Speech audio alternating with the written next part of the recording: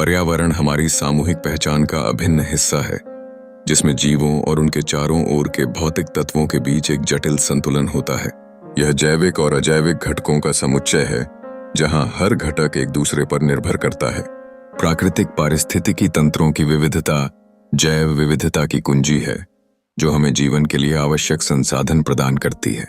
पारिस्थितिकी तंत्र का मुख्य उद्देश्य जीवों के बीच प्राकृतिक संतुलन बनाए रखना है। उत्पादक, उपभोक्ता और अपघटक, इन तीन प्रमुख घटकों से मिलकर पारिस्थितिकी तंत्र का निर्माण होता है।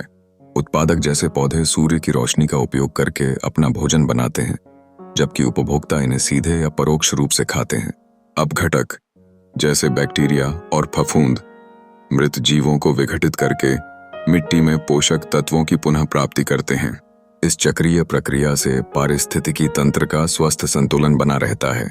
खाद्य श्रृंखला और खाद्य जाल त्रुटिहीनता से पारिस्थितिकी तंत्र की संरचना को प्रदर्शित करते हैं। खाद्य श्रृंखला एक सीधी रेखा में पोषण के प्रवाह को दर्शाती है, जबकि खाद्य जाल जटिल अंतःक्रिया का संकेत देता है। इनसे यह स्पष्ट होता है कि एक जीव की स्थिति अन्य जीवों से कितनी प्रभावित होती है और किस प्रकार ऊर्जा का प्रवाह होता है। पारिस्थितिकी पिरामिड भी इस ऊर्जा प्रवाह और जीवों की संख्याओं का चित्रण करता है, यह दिखाते हुए कि ऊर्जात्मक प्रक्रिया का वितरण किस तरह से होता है। जैविक आवर्धन से यह स्पष्ट होता है कि विषैले पदार्थों का संचय कितनी खतरनाक अवस्थाओं का निर्माण कर सकता है। जैसे जैसे ये पदार्थ खाद्य श्रृंखला में ऊपर चढ़ते हैं, उनका प्रभाव धीरे धीरे शीर्ष उपभोक्ताओं तक पहुंचता है। इसके परिणाम स्वरूप जल और भूमि प्रदूषण जैसी समस्याएं जन्म लेती हैं, जिससे मानव स्वास्थ्य पर घातक प्रभाव पड़ता है। हमारे पर्यावरण में बढ़ती समस्याओं में प्लास्टिक प्रदूषण एक गंभीर चुनौती है।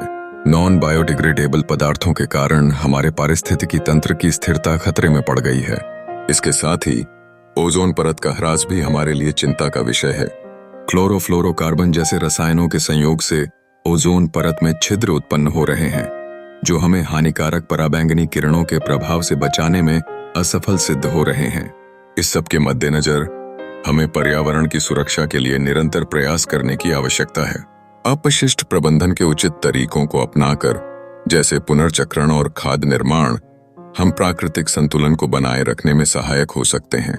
एक स्थायी भविष्य की दिशा में कदम बढ़ाना हमारे लिए जरूरी है, जहां हम न केवल अपने लिए बल्कि अगली पीढ़ियों के लिए भी एक स्वस्थ पर्यावरण की स्थापना करें।